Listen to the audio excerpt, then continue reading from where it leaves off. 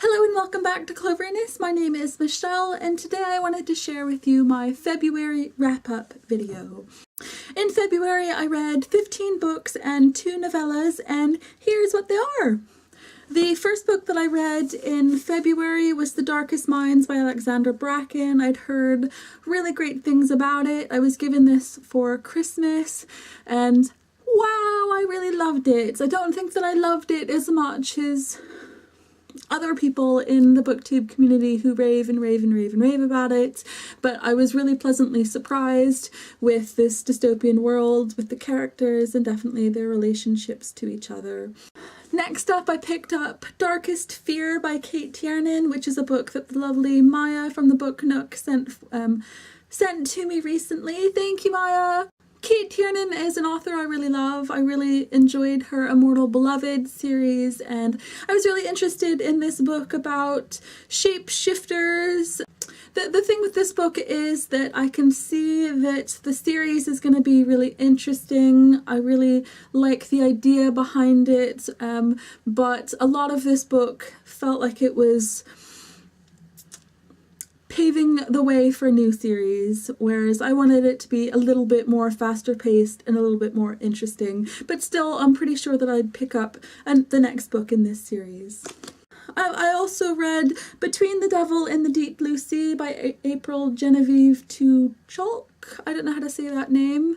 This was really interesting. I heard about it at a Faber blogger event recently. I really like the cover. The beginning of the book, in which it was really setting up, it's really interesting. I liked the addition of this new boy who arrives and the fact that lots of strange things started happening once he did arrive, but I felt like the second half of the book left me a little disappointed.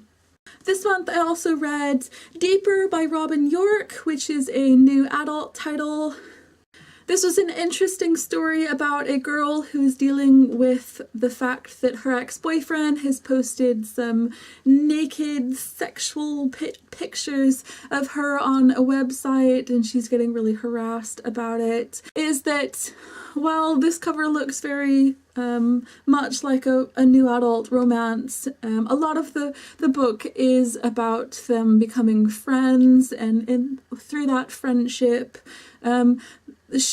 Caroline begins to heal from a lot of the damage that's been done to her by her ex-boyfriend, and that was one of the really major thing that I liked so much about this book.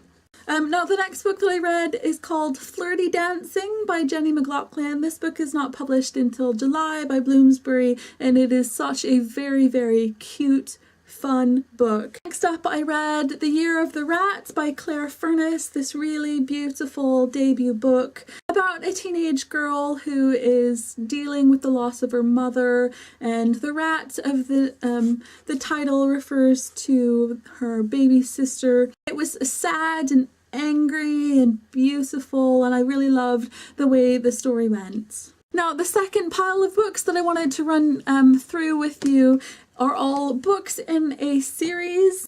The first book that I read was Sleeping Angel by Mia James, the third book in the Ravenwoods Mysteries series. Now, I loved this book and I loved the way that the whole series ended. It was really, really good, and I was hooked all the way through.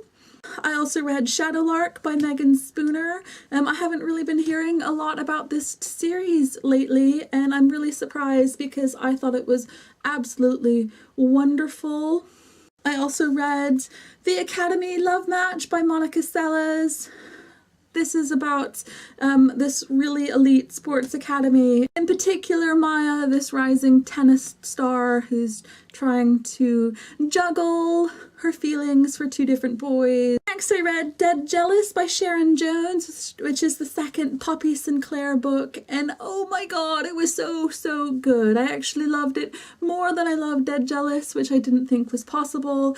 This is set in Cambridge and follows a series of murders involving a secret society.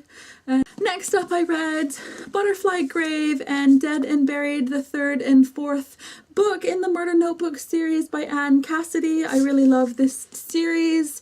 Butterfly Grave was my favorite of the 4 books in this completed series now, but I'm so glad that I read them, and now I have some other Anne Cassidy books that I'm really hoping to pick up next. I also read Slow Twitch by Liz Reinhardt, which is the third and final book in the Brenna Blixen trilogy, and while I really enjoyed the first 2 books in the series, I was a little bit disappointed with how the whole series ended. I wanted more conflict and more emotion. I felt like everything came a little bit too easy to the main characters, and I needed less of the extra characters that were introduced in this third book.